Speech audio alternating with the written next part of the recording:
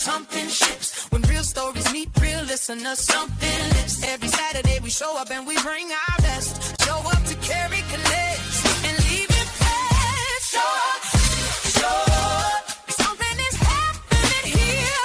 Carrie Connects, Carrie Connects. This is your moment, come near where every story intersects and every heart connects. From a coffee chat to the main stage, just bring who you are. Carrie Connects, Carrie Connects. Connection is the start. Carrie Connects. Entrepreneurs, voices, friends, where inspiration never ends. You did not come this far just to sit in the back. Everything you are through was getting you ready for that. So step into the light. Let somebody see your face, because the right conversation can change everything in this place. When real people talk to real people, something shifts. And real stories meet real listeners, something lifts. Every Saturday we show up and we bring our best. Show up to Carrie Connects and leave it bright. Show up, show up.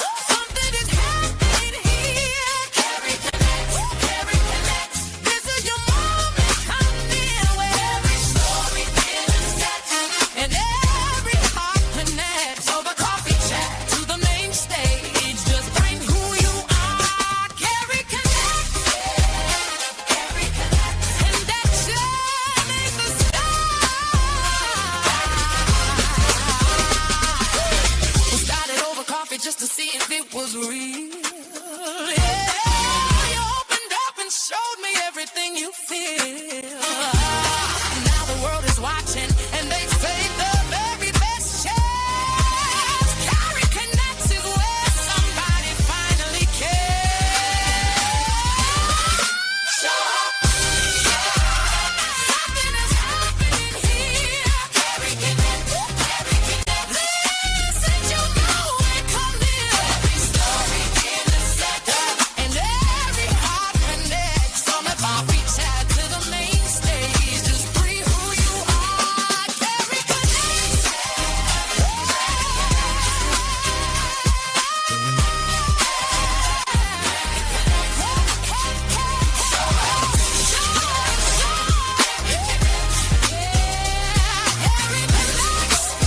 Real conversations, real connections. This is Carrie Connects. Show up. I absolutely love that intro, if I must say so myself.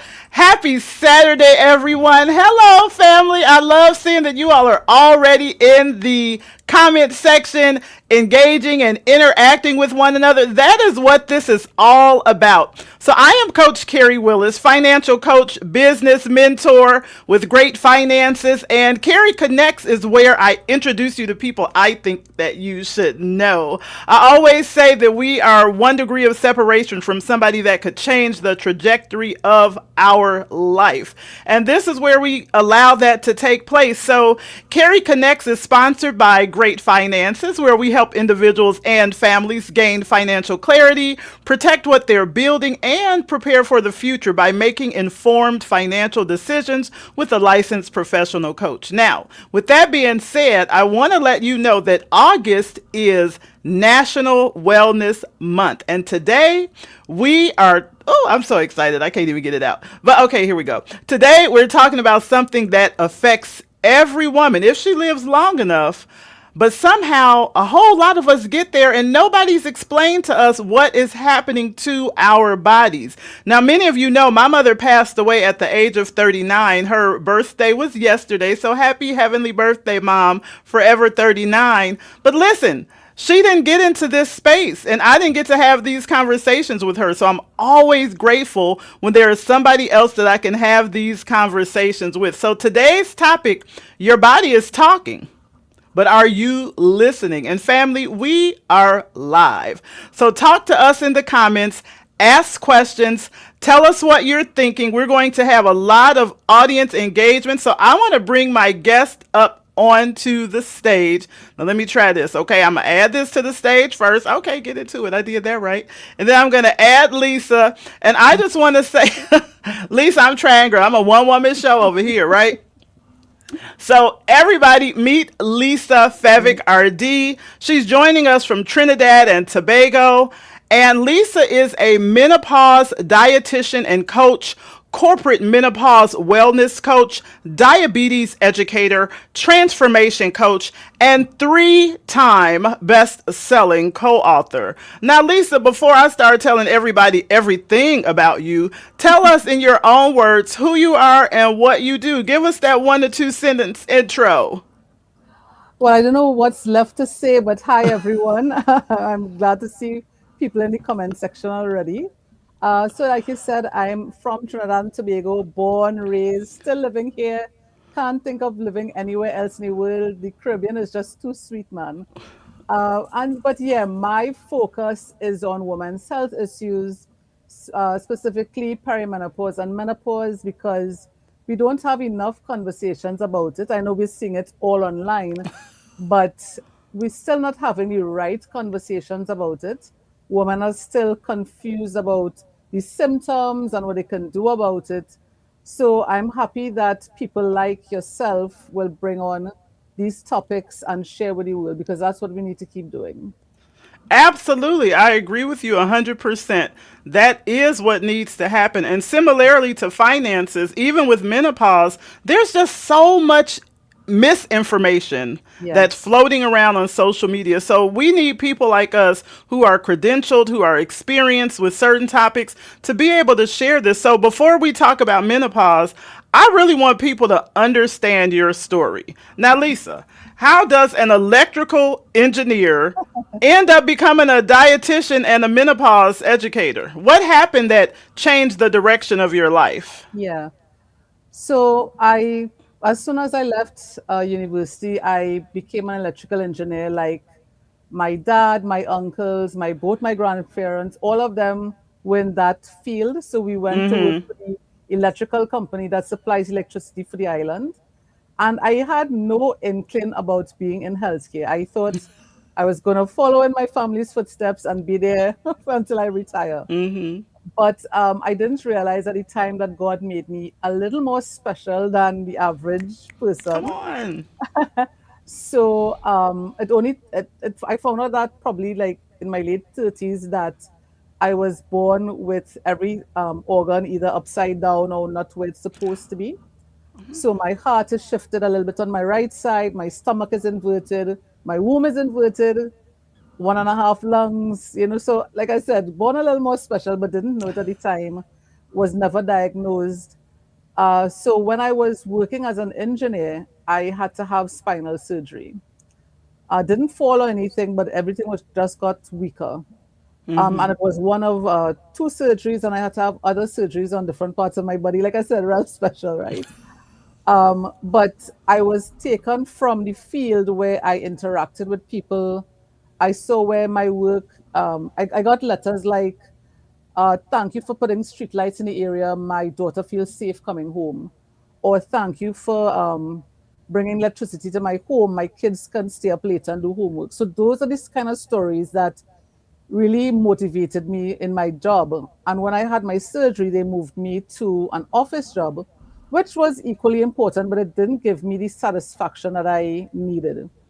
So I decided to retire medically unfit and sort of left it up to the universe. Okay, what is my next step now? Because many people didn't understand, okay, you're still an engineer, you still have that title, and especially in the Caribbean, you're either a doctor, lawyer, or engineer, right? That's what we're pushing for. And they didn't understand, okay, well, you're making all this money, you're an engineer, why do you want to change jobs? Why are you not finding that satisfaction? But something was just always missing. And I couldn't figure out what it was. I just wasn't happy. I literally felt like the office walls were closing in on me when I went into the office. Back then, we didn't talk about mental health and about that, how that job could affect your health as well. But I just retired and I said, okay, whatever happens next happens next. And it so happened that my doctor thank God, because doctors don't really do it. But he sent me to a dietitian because I couldn't exercise. I was gaining weight, recovering from surgery. But that dietitian basically gave me a sheet of paper and said, come back in 3 months. Not much explanation. She took some measurements, whatever it was. But I was more confused leaving the office than when I came in. But Uh-oh. that experience put me on a path to where I am now, because I realized, okay, maybe this is something I can learn for myself. If I can't get help anywhere else, maybe this is something I could learn. And I had to go back to university, go back to classrooms with 19 and 20-year-olds, and I am twice their age sometimes. But I really had to start over and get another degree, turn internship training, a whole lot of things to become a dietitian. And it was really to help myself because I wasn't getting any help. And then I realized, oh, other people are experiencing the same things I went through. And I don't want that experience for people, especially women. So that is how I made the switch from a job I didn't think I would leave ever to something that's now my passion. I absolutely love that you are following your passion, because a lot of times we have these tests in life and sometimes people feel so overwhelmed, but you turned your Mhm. test into a testimony. You're turning your pain into profit. And so I absolutely love that. I love to say, turn your mess into a message. And so when we talked before, I know our conversation was back in April, but you told me Yeah. that one of your earliest symptoms was a toothache. Now, what was happening in your body that eventually made you realize, because that doesn't really seem related, right? So, Yeah. how did you figure out that those things were connected? Because nobody Yeah. that I know of would have connected those No, and things. they didn't, and that was the issue. So I had been a dietitian for a while, seeing men, women, children, and getting success, but I still didn't feel like it didn't feel like I was complete. So I went back to university to do my MPhil, and while there, I started getting very strange symptoms. And one of them was a toothache that felt like I needed a root canal. It was that bad. And every time I went to the dentist, he was like, why are you back? Nothing is wrong. We've done x rays. Maybe it's just you're really sensitive. But it felt really bad. But every time I went, I felt like I was going crazy because he had this look like, we've already checked this. What's wrong with you? And then that progressed to heart palpitations, anxiety, hair loss, random Wow. pains. And every time I had to go to a different specialist, and they'll be like, nothing is wrong, blood tests are normal, everything looks normal. But it may be stress. Maybe it's you're studying too hard, and that's what's causing it. So here's another prescription. Here's another prescription. And by the 10th prescription, I was like, okay, no, something is wrong. Because by then I figured out what my body was like. I'd had a few surgeries by then, and I was figuring out, and that's when they started to tell me, okay, everything is okay, but by the way, your stomach is inverted. So maybe it's triggering this. By the way, your womb is inverted. So that toothache actually put me on the journey to figure out more about myself, but it also put me on a journey to figure out what was wrong with me because everything was coming back normal. And a lot of research, a lot of research, and then I realized, oh, this may be perimenopause. Wow. Yeah. And then I realized, okay, the 40 symptoms they talk about online, it's much more than that. More than 40? Yeah, it's over 100. Oh my goodness Yeah, the gracious. number is about 120. So you can experience 120 symptoms on your journey through menopause. Many of my clients have 50, 60 symptoms at one time. Let me ask you a question. Now, this is personal. Is irritation Sure. one of the symptoms? Yep. I knew I it think because people you get could, on my nerves right now. yeah, Okay, look. a lot of things you could have tolerated before. Right? It feels like I don't have the patience for it anymore. And yeah. Okay. All right. All right. I love that. Thank you for answering that. So I want to ask the audience a question. Mhm. So I'm going to put it in the comments section for the audience, but I want to know, this may be relative to you, it may be relative to someone that you know, but Yeah. what is one of the things that a symptom that nobody really warned you about? If you're experiencing perimenopause or menopause or know someone that is, what is one of the symptoms that nobody warned you about? That could be connected to this. We have so many great people in our audience right now. We have Kenneth Dunner. We have Bobby Lee. We have Leanna. We have Marilyn. I was on her podcast yesterday as a guest on her Oh, show. And so we have Professor Roxana, Linda Meyer, Leslie nice. Flowers, Leah Garcia. And so Oh, I'm wow. just curious. Hey, Aurora. We have Aurora is on here, Jay Trevetti. So I'm just curious, hey, Ola, what is one of the symptoms, audience, that you felt? We're going to bring your comments back up on the stage later on, but just think about that. Have you ever had that experience where you had a symptom, you really weren't sure what it was, and now all of a sudden it's connected to perimenopause or menopause? What was that symptom? All right, so let's keep this conversation going because we're talking about perimenopause and we're talking about menopause, and this is for women and the men who love them. But I want to clear something up because a lot of people get this wrong.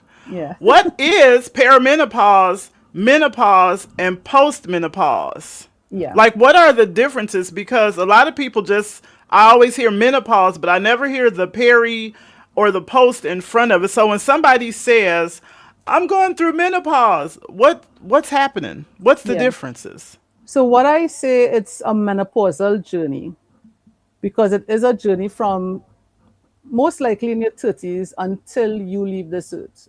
So you're never out of menopause. You never stop having menopause. You're in menopause until you die. So that's the first thing. So Wait a minute. Don't go too fast now. Slow down. Time out. Pump the brakes. Okay, say that again. yeah, we are all in menopause because at the beginning of the show you said if you live long enough. Yeah.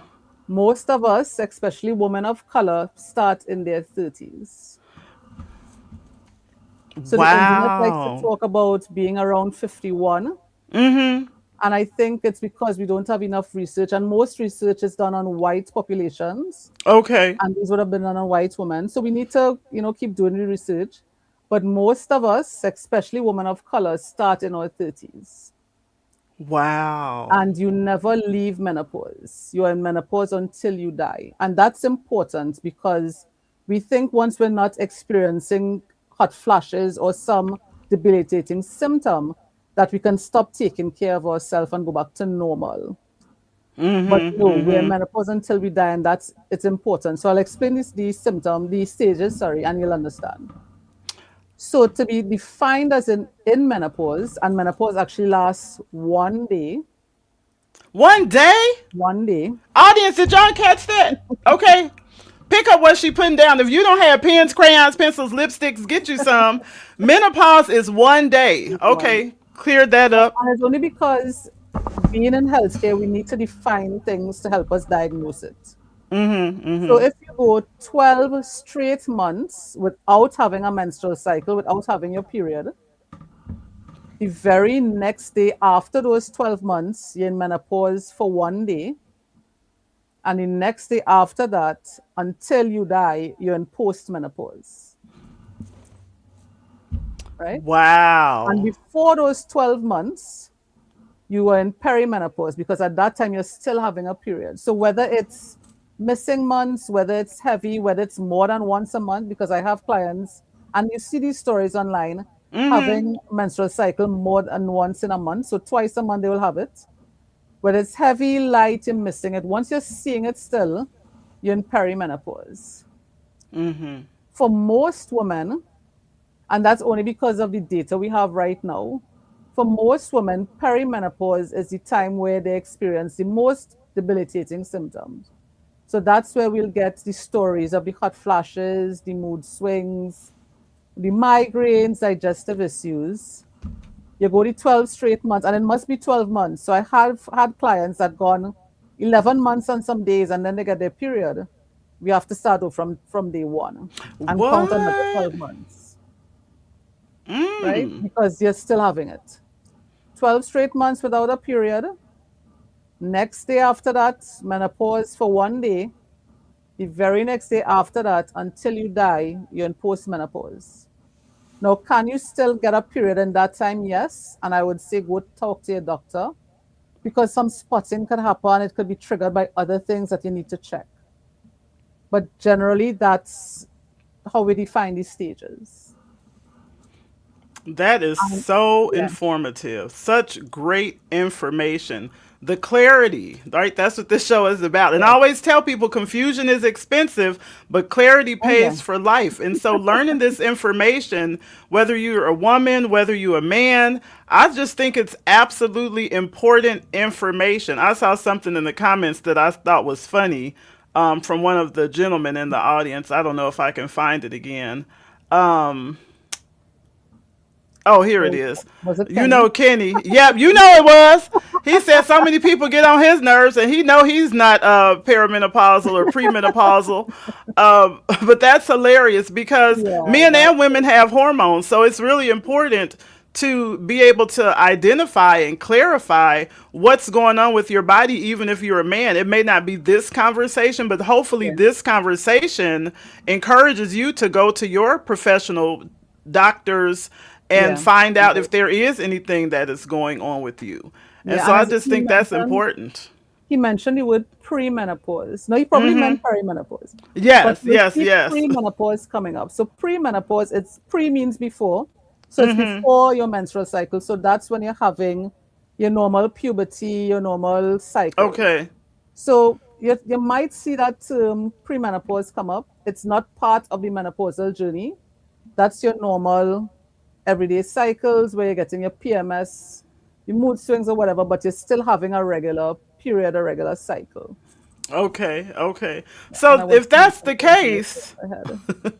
Something came in and it went right back out, Prof. uh-oh. It'll come back.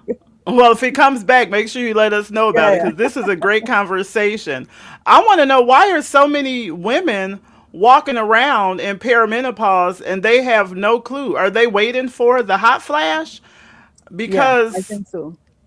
I don't I know. think I so. feel like this is something we should start teaching in middle school. Yeah. And because PMS symptoms are similar to menopausal symptoms, because in PMS you get the mood swings, you get irritability, you get maybe hungry at sometimes and nauseous at others. So it's very similar symptoms, migraines, everything. So you may think you're still having those symptoms and not in perimenopause yet. And because we talk so much about hot flashes, with a lot of women are waiting for that, not realizing maybe the joint pain they're having, or they're more constipated, or nauseous, or their blood sugars have gone up. And this is where I wanted to talk about postmenopause, because many women were waiting for that cycle to end so we don't have to buy tampons anymore, or we could wear the white clothes. We don't have to worry about things happening. But when we're still having our cycle, it means we still have some estrogen. And estrogen is the main hormone that controls many um, processes in our body. So the reason why we get all these symptoms is because estrogen is the messenger. It goes to different parts of your body and tells it what to do.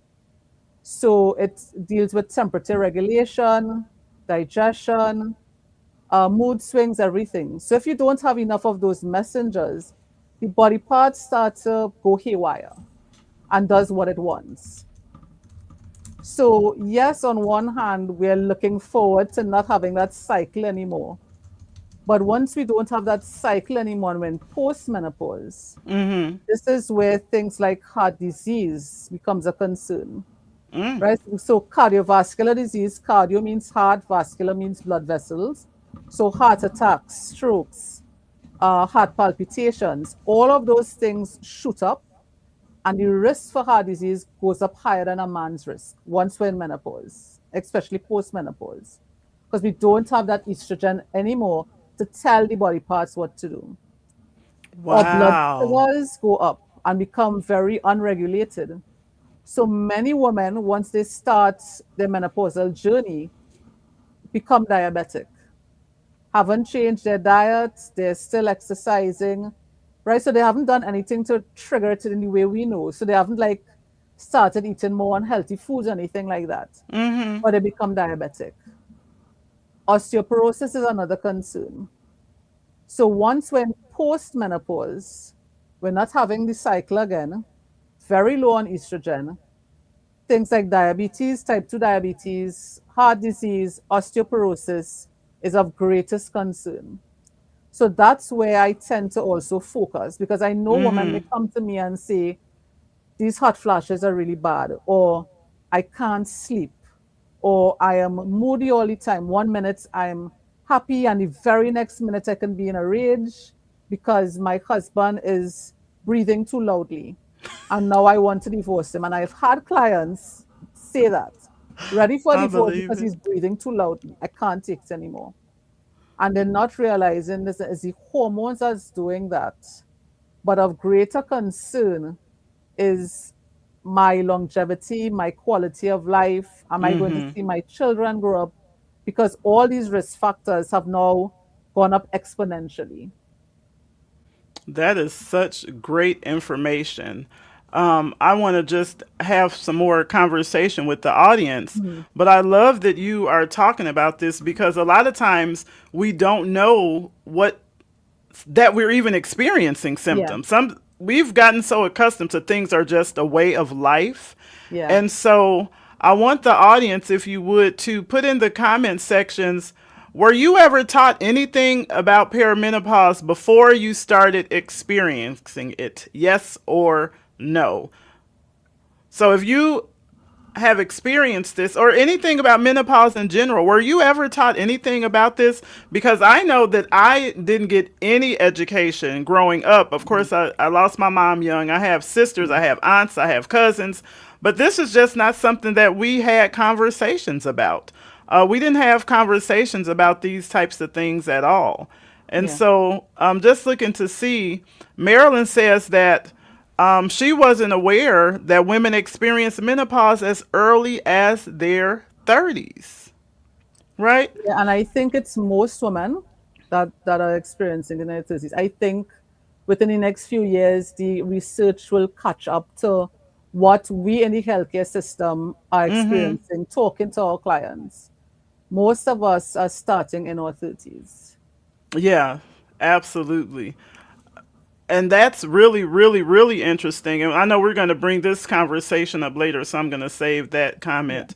Um, somebody says, should we run to the gym? Be honest. No, actually, sometimes going to the gym makes it worse because it puts extra stress on your body. So if you're accustomed to going to the gym, fine, stick to your routine. But I wouldn't just run to the gym and start going on the treadmill, right? Strength training is more important, resistance training. Cardio is important, definitely, but also things like yoga, meditation, those relaxing techniques, because stress is a big factor. So it should be a combination of things. But if you have a gym instructor and you're comfortable in the gym, by all means, I know many women, when they start menopause, because they're so self conscious, confidence dips. Gym may not be the best place to start.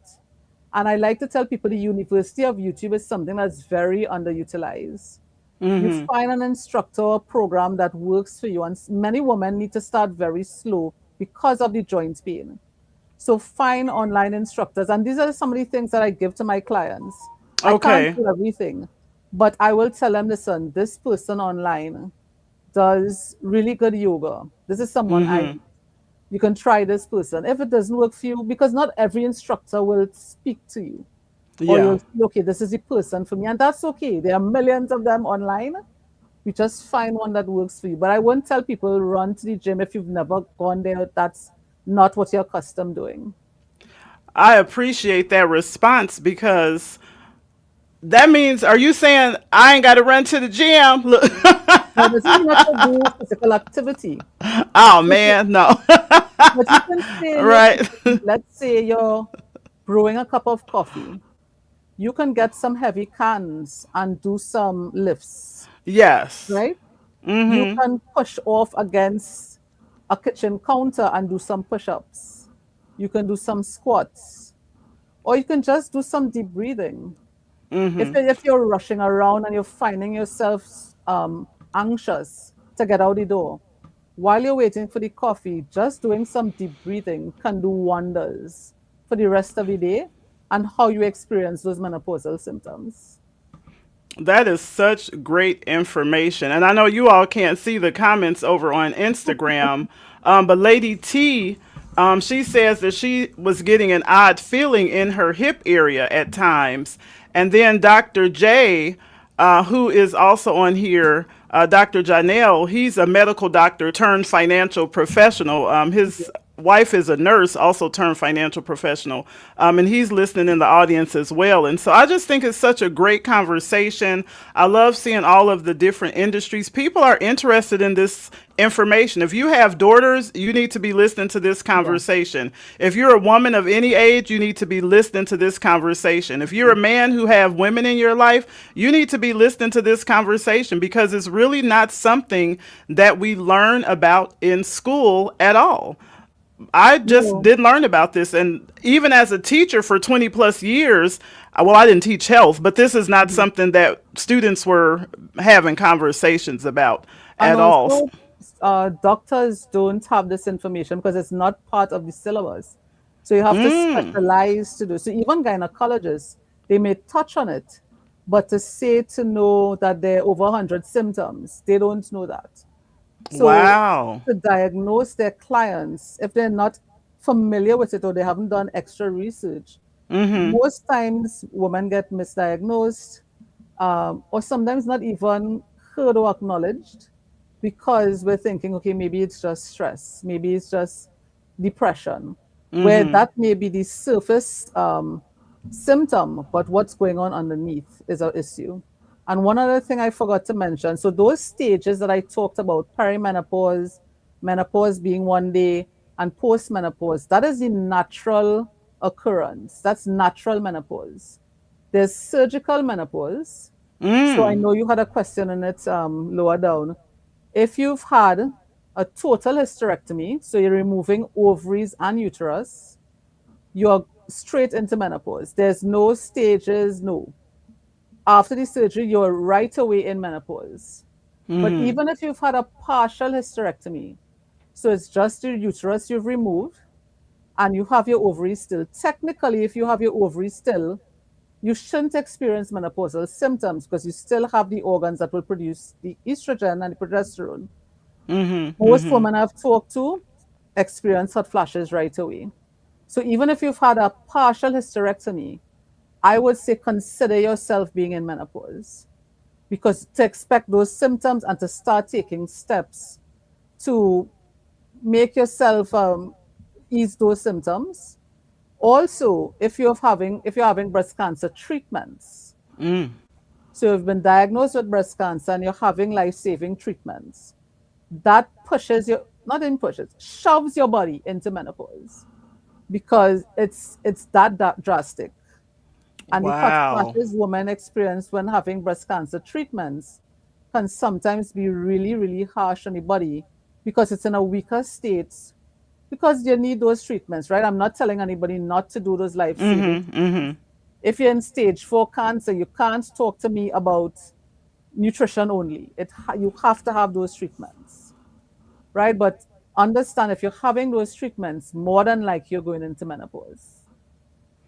That's such great information. And I hope that people are taking notes. Hope you all share this conversation because it's such valuable information. So I want to talk about hot flashes again, because a lot of times, not only are people dealing with other things, like you mentioned with the cancer, and maybe you already have diabetes, or maybe you don't Yeah. even know which stage of menopause you're in.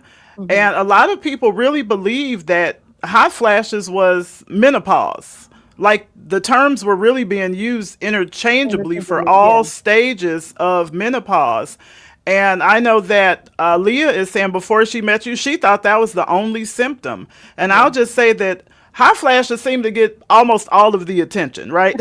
So, what Yeah. are some other symptoms that women probably don't even think to associate with menopause, with perimenopause? I know you mentioned a few of them earlier, but how does a woman know if something might be hormonal versus something she just might need to get evaluated? Yeah. So, and we use the term perimenopause and menopause. So we don't really say postmenopause because menopause is one day. We just sort of lump the two of them together. So even though we say perimenopause and menopause, understand that it's really three stages, menopause being one day.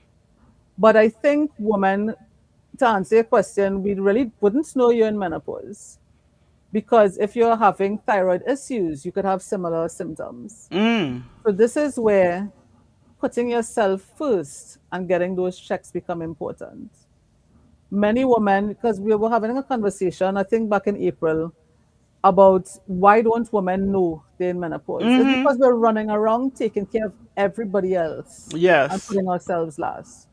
Whether it's family members, whether it's aging parents, because we have a term, the sandwich generation. We're taking care of children and aging parents at the same time. Whether it's work commitments, church commitments, whatever it is, we're taking care of everyone else first. And if we get sick, okay, we'll go to the doctor sometime this week. And then that becomes next week. And then that becomes next month. Even our own self-care, we put off going to the hairdresser to take care of someone else. And every time we do that and we push our symptoms down and we just push through and push through, a lot of times it compounds. And many times I have people saying their husbands are the ones that told them, okay, no, something is going on. Let's take a break and get it checked. Because we're not taking care of ourselves, we're taking care of everyone else. So what I would say is one, stop and start writing down things you're noticing. So I saw someone, I think you brought it up, said that they had a pain in their hip that they weren't sure what was going on. I would write that down. Every morning when I get up, I'm having this pain. It lasts for an hour. If you're having digestive issues, heartburn, a pain in your ear, whatever it is, start writing it down and put as much information as possible. It's in the morning or the evening. How long does it last? Does it happen when I wake up? Does it happen after I eat? After I exercise? Put as much information as possible. That way, one, you can track what's going on because you know we're always going to forget seeing about everybody else, right? So, but you could track it and realize, okay, no, there's an actual pattern here. Every time I go to the gym, the next day for a week, I feel really bad. So maybe I need to ease up on the gym or change the routine. And the second thing is the doctor tends to pay more attention to what you're saying if you have written evidence. So it's not that most of us want to dismiss you, but we have so many patients to see. If you just tell us, you know, sometimes I notice this, that, we'll be like, okay, take this prescription. But if you bring written evidence saying, listen, every time I eat, after an hour, I feel nauseous, that triggers in us, okay, maybe it's this, maybe we need to do this test. It gives us more information. So the first thing is start writing things down, start noticing what's going on with you and paying attention to it in a real way so that the next time you have your doctor's visit, and I know it's different depending on if I have insurance or if I have to use the company's medical checks, but whatever it is, start writing things down so that we know, okay, maybe this actually isn't menopause. Maybe it's your thyroid we need to check first. Because if you're still having a menstrual cycle, it's very hard for us to test for menopause. Many times we test for the hormones and estrogen and progesterone come back as the normal range. But you've gone when it's fluctuating and it's on a high. So we don't really test for menopause, but we rule everything else out. But if you walk with information, it makes us know where to start looking. That makes a lot of sense. Now, let me check these comments, okay? Because I know you all have Yeah, I'm something to seeing a say lot. about this. And so, I love that Leslie says that frustration often holds the key indicator for change. Just talking about how we were talking about the irritability. Yeah. And that's a sign, that maybe some things need to be adjusted. It could be Yeah. mentally, but it could also definitely be physically. What would you Yeah. say to that? Oh, definitely. And it goes back to those indicators. If we're paying more attention to ourselves, we'll know which direction to go or who to ask for help. Yeah. Absolutely. And I know you were talking about there are different types of treatments, but that full evaluation and sometimes getting a second opinion is really important because Yeah. some it might feel like to the patient that we're just getting these pills pushed on Hmm. us, as Marilyn is saying. Yeah. Most doctors, I believe, they want to do their best, but sometimes a second opinion is necessary. Wouldn't you agree? Yeah. And so I'm not sure how it is in the States. I've seen shows on television, Yeah. but when you look out into the waiting room is full of patients. I only have 8 hours in a day, and we haven't talking about, okay, I need my self care. I need to take a break. I need to go to the washroom. I need time to eat. So I don't have 15 minutes to spend to find out and pull from you the information I need. So Yeah. this is where writing things down it becomes important because I could just hand you the information and you could quickly look at it and know, okay, this is triggering. Okay, this makes sense. Let me give you these tests to go instead of giving you the medication first. Let me make sure what's going on. But if you're just telling me I'm anxious or I'm depressed, the easiest thing for me is to give you medication because at the end of the day, I want you to feel better. Right. And the fastest thing for me to do is to give you a prescription and see how it works. When you come back next 3 months, we could discuss it again. Yeah. But giving me information, a journal, whether it's on your phone, a piece of paper, doesn't matter. Giving me more information will help me know, okay, actually, yeah, I can give you medication, but I know exactly what I'm giving it for.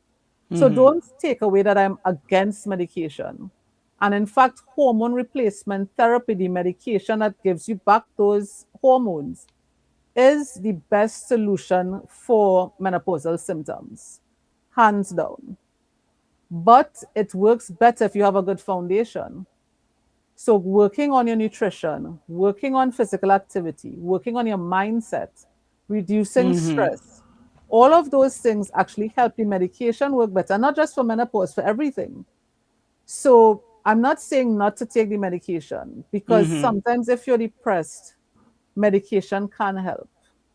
And if you're feeling better, I will eat better. I will feel to go exercise. So don't take it that I'm against medication. But what I'm saying is, in most cases, it shouldn't be the first option. And to prevent that, if you give me information, I know what tests to do, or I know which medication will work better for you. Absolutely. I think those are all great points. And this is really interesting because we talked about the dental Yeah. office visits and having tooth pain. And Aurora is saying the tooth lost. Yeah. She lost 3 teeth.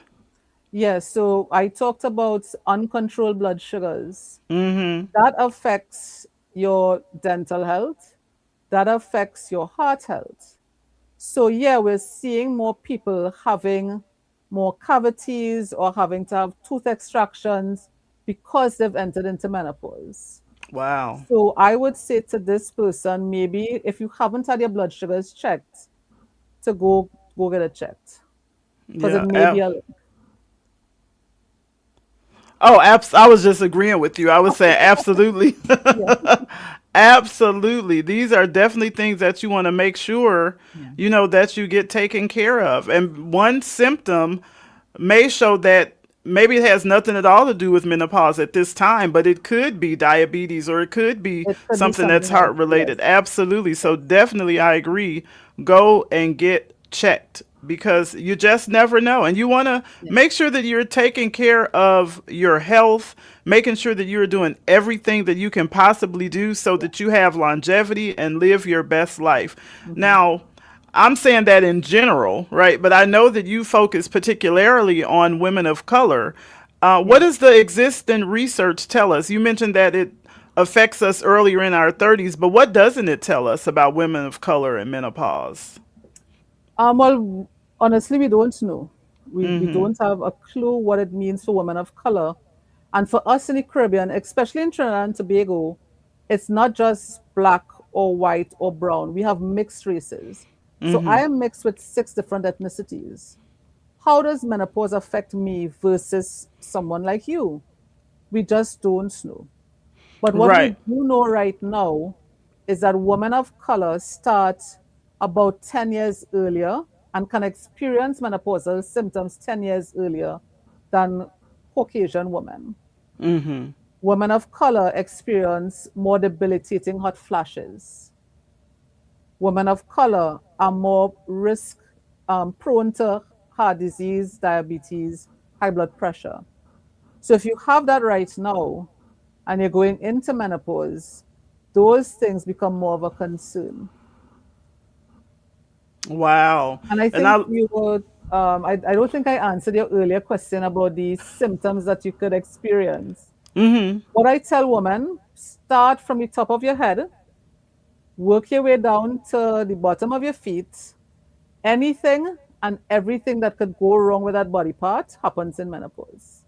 oh my goodness So, gracious. top of your head, you could lose hair, it could get brittle, migraines, general pains, and this is where like the brain fog and forgetfulness, anything that could happen with the brain. Itchy ears, itchy eyes, dry eyes, blurry eyes.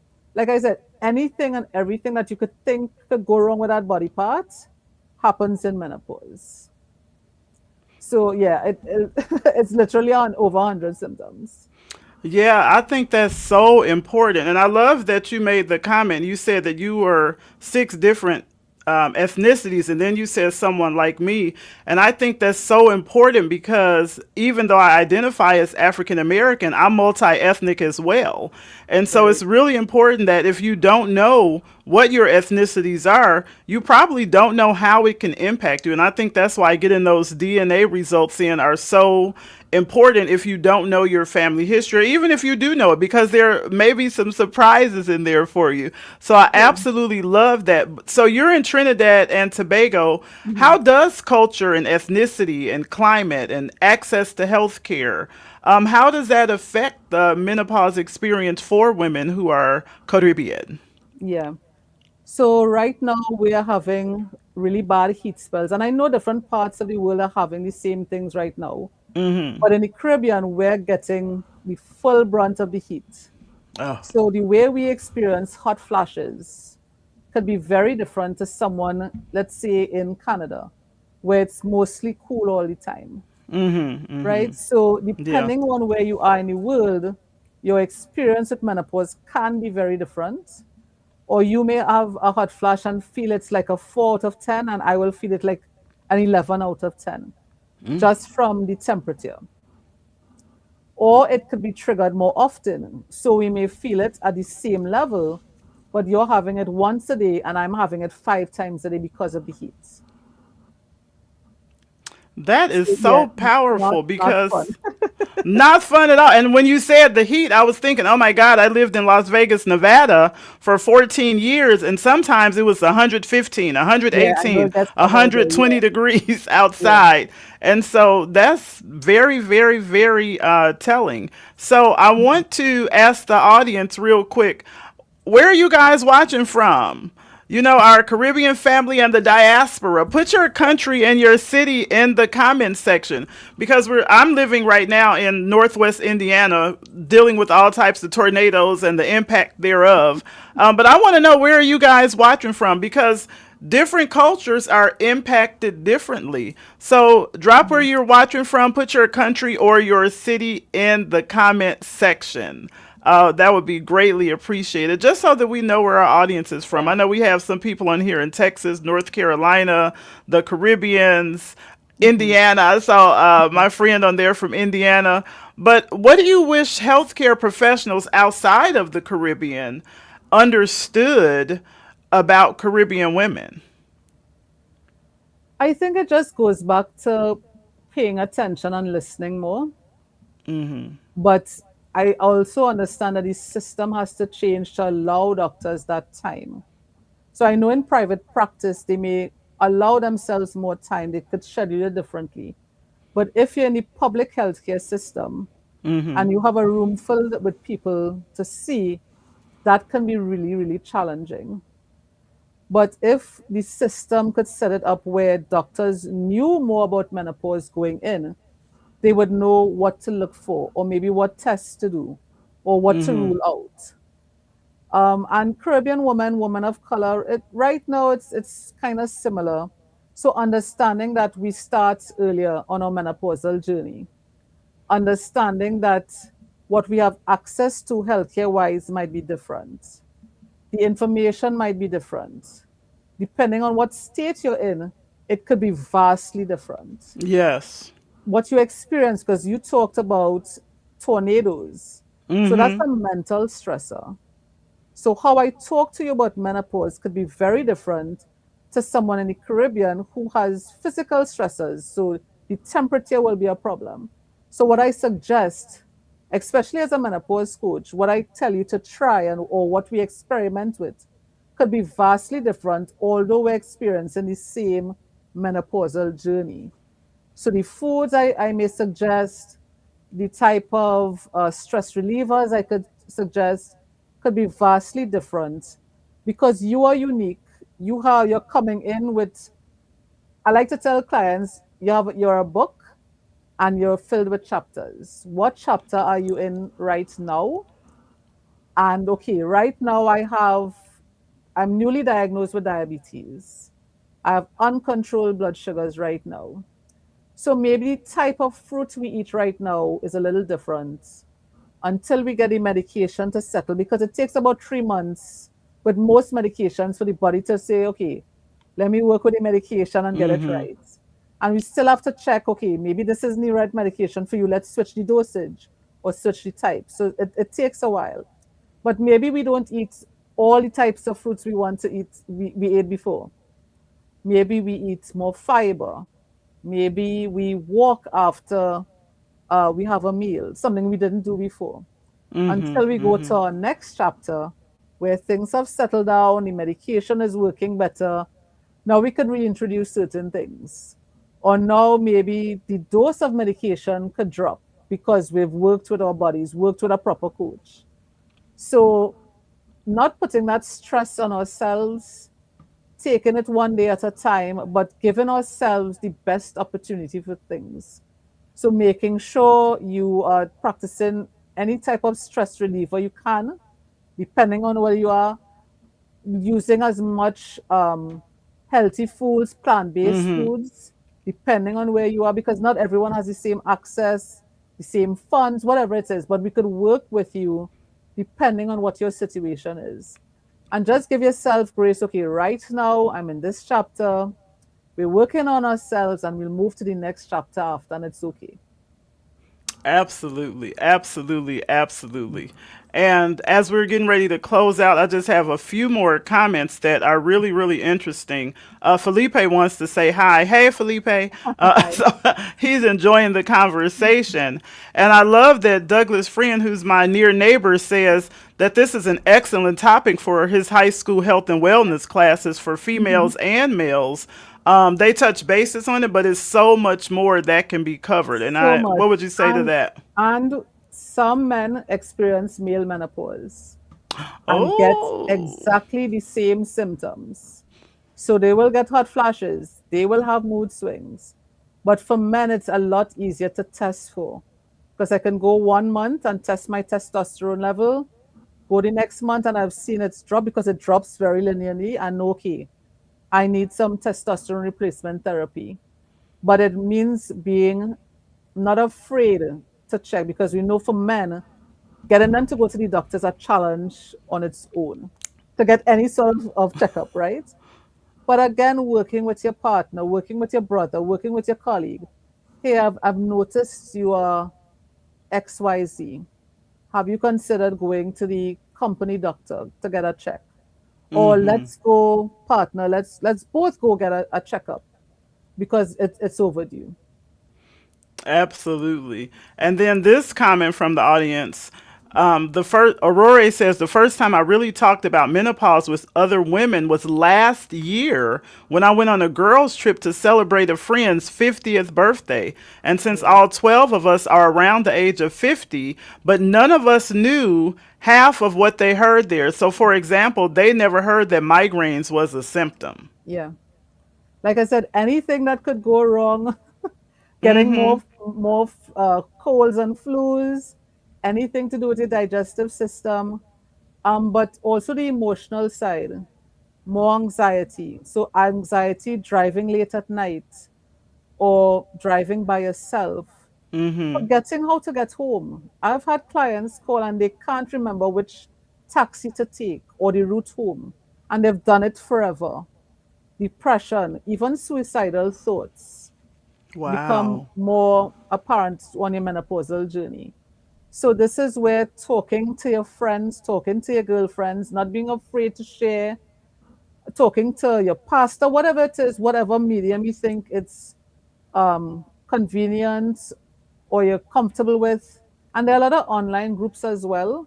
So if Mm-hmm. you don't think anyone in your family could understand, tap into those online groups because many women share freely and they don't know each other. Absolutely. I love that. Now, I know we're getting close to the end, but I have so many questions. So I'm just going to try and ask this question because we talked about nutrition. Now, if you all don't know, I'm a friend to the end. When people are loyal to me, I'm loyal to them. But I'm also, I don't want to say I'm a stalker, but I'll be on Lisa's page, okay? And Lisa always has these great recipes. Sweet potatoes, that's one of our favorite. Avocados is another one of our Yeah, favorites that I see on her page. But I remember you telling me that nutrition was the foundation. But the other part that I love is that you don't give women advice in a vacuum. So how okay. do you balance like what might be nutritionally ideal? I heard you talk about like if you're diabetic, you may have to watch your fruit intake.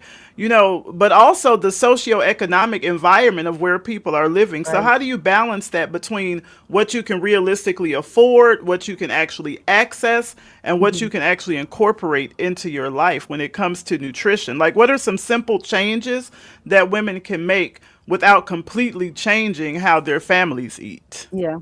And this is where I don't operate the same way as many of my colleagues do. So I don't do diet sheets. I'm Okay. not going to hand you a template to do anything. I must have a conversation with you. We must Mm-hmm. do certain blood tests because I can't know if you're deficient in vitamin D. And most of us are walking around deficient in vitamin D because most of us are inside working. And vitamin D affects so many of our functions in our body. Mm-hmm. Mm-hmm. I know the internet loves to talk about protein. Get more Yeah. protein, protein is definitely important. Of bigger importance is fiber. When you look worldwide, diabetes, heart disease, certain types of cancer, hypertension, the reason Mm. why these things are so high is because we're not eating enough fiber. We're not dying from protein, we're dying from a lack of fiber. So those are your Wow. plant-based foods, fruits, vegetables, peas, beans, nuts, seeds, your whole grain foods, ground provisions, oats. You talked about sweet potatoes.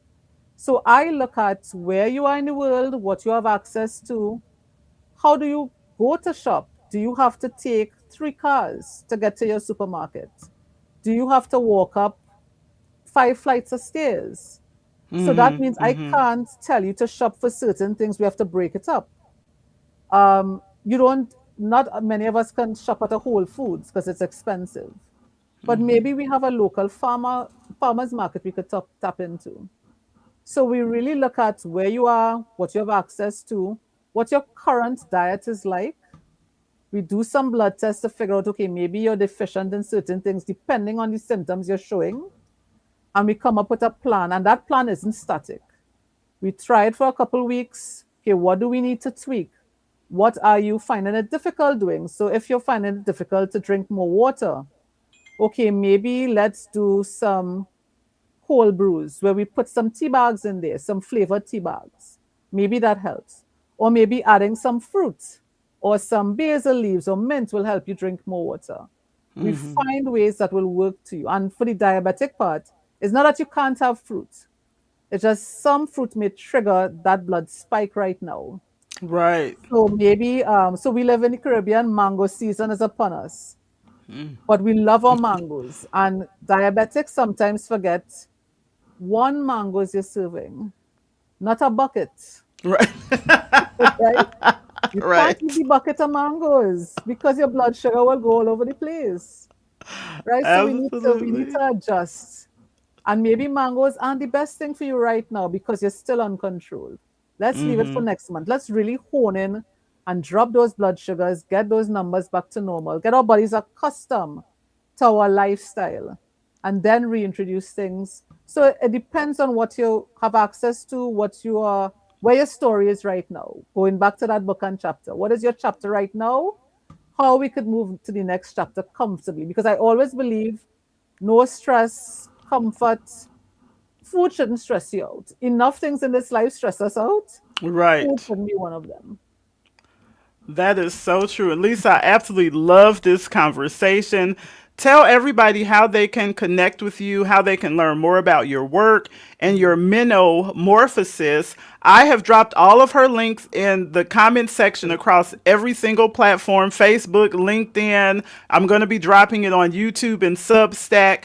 And Okay, so great. just make sure that you are connecting with her. But let us know how we can get in touch with you. And if you have anything coming up that you want us to support, because you're doing some really great work that supports menopause and women's health. And definitely we should be having more conversations about this. Okay. So if you're on LinkedIn, you can just search for my name, Lisa Feveck. Uh, s- Leave a comment on one of my newsletters. I do a newsletter every Wednesday on some aspect of menopause. Send me a DM on what your concerns are. If you're on Instagram, Facebook, YouTube, TikTok, just search for Lisa, your menopause dietitian, and I will come up. All right. I love that. So, family, make sure you connect with Lisa. And if something that she said made you think of another woman, make sure you share this conversation. Just click the share button. Lisa, I want to thank you so much for joining me for the Carrie Connects podcast. It has really, really, really been a pleasure. Thank you for having me, and thank you for having this conversation. Yes, thank you. I really appreciate it. All right, so we are going to get this thing all wrapped up. That was such a great, I always run out of time. I always go over. I'm trying to get better, but thank you so much for hanging out with us today. If you are catching the replay, you're not late. It's still time to keep this conversation going in the comments. Let us know what was your biggest takeaway from today. And if you know somebody that needs to hear this conversation, make sure you share this conversation. And remember, Carrie Connects is sponsored by Great Finances, where we help individuals, families, entrepreneurs to gain financial clarity, protect what they're building, prepare for the future, and make informed financial decisions. So I am Coach Carrie, and this is why I do Carrie Connects, because you might be one introduction away from the person, the resource, the idea, or the opportunity that changes the trajectory of your personal or professional life. My job is to do the introduction. All right, your job is to do the connection. So I'll see you next time on Carrie Connects. Bye, family. Hey, hey, welcome in. Let the good vibes all begin. Something good is about to happen. Sure.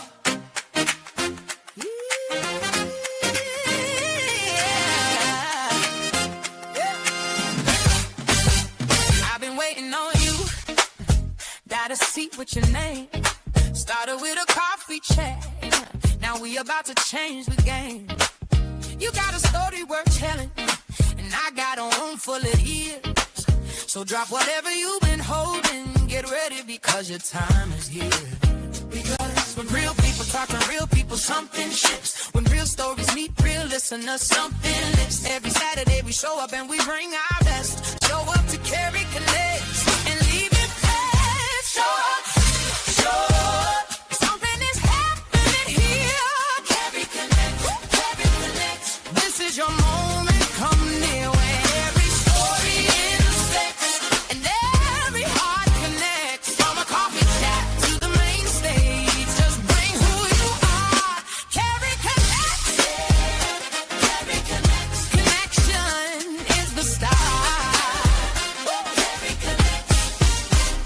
entrepreneurs, boisterous friends, where inspiration never ends. You did not come this far just to sit in the back.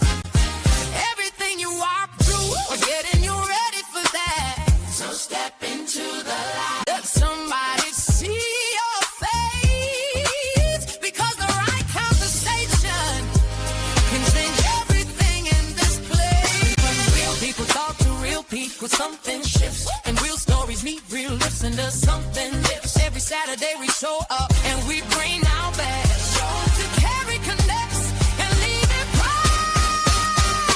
Show up. Something is happening here. Carrie Connects. Carrie Connects. This is your moment. Come in where every story intersects and every heart connects. Over coffee chat to the main stage. Just bring who you are. Carrie Connects. Carrie Connects. And that journey is the start. We started over coffee just to see if it was real. Yeah, you opened up and showed me everything you feel. Now the world is watching